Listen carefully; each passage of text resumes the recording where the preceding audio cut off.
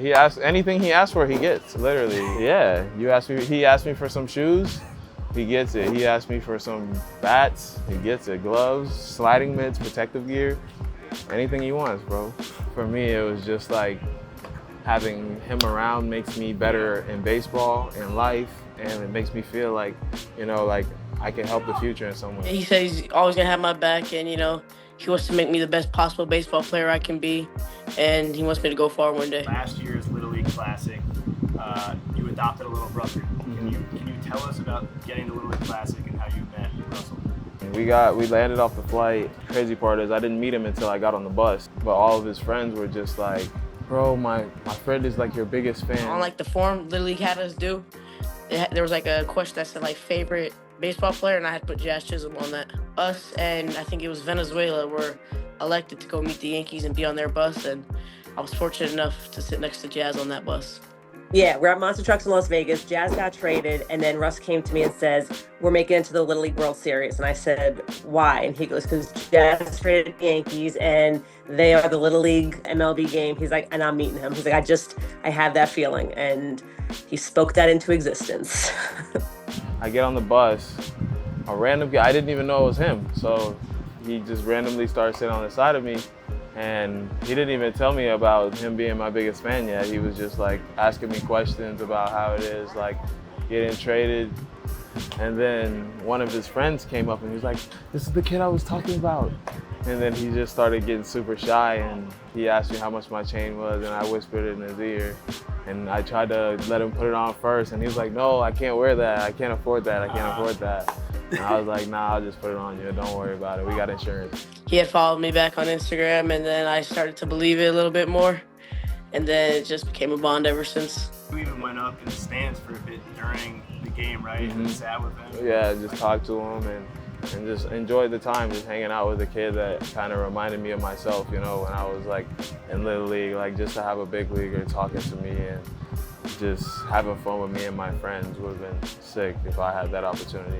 Him picking my brain and trying to learn like just parts of the game that I know, it was just like, you know what, like bro, like anything you need, all you gotta do is ask. I feel like a lot of people might say like, hey buddy, give me a call sometime, whatever. You've actually done that, right? I mean, you guys have talked. All the time. So like I've hung out with him in Las Vegas. I took him to F1. I just thought he was gonna be able to, go take a quick picture and that was it. And Jazz was like, nah, you guys coming with us. And he had his brother and a couple members of his team with him, but we stayed the whole night with him. We were in like the VIP seats, and that was definitely a very cool moment and memory. He came to a spring training game. I hung out with him after the game.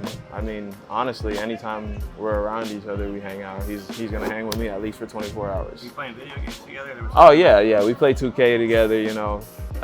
Taught him how to play a little bit of 2K.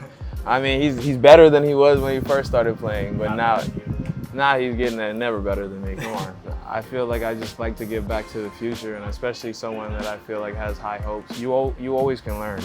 Like no matter how old you are, you can learn. So when me and him are doing stuff, and I see him do something, and I was like, dang, that's what I was missing in my swing.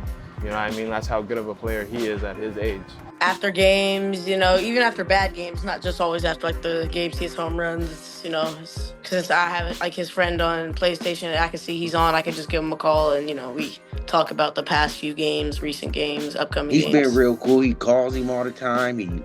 If Russ calls, he'll call him back if he can't answer. Yeah, like me and my girlfriend was going on a date and he called me in the middle of the date and I was like, hey baby, it's Russ. I always talk to him. I always tell him to keep going. Like I said, like especially with my travel ball team, watching him develop, like his first tournament to the tournaments and him now, you can see like there's a huge difference in the way he goes about the game. He's a big leaguer.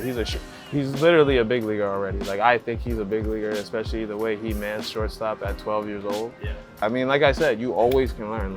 And especially to learn from a kid, like that's genuine. You know what I mean? It's not like I'm trying to tell you how to do this. Hey Jazz, like I know you're a big leaguer, but you look a little bit under a couple of the fastballs.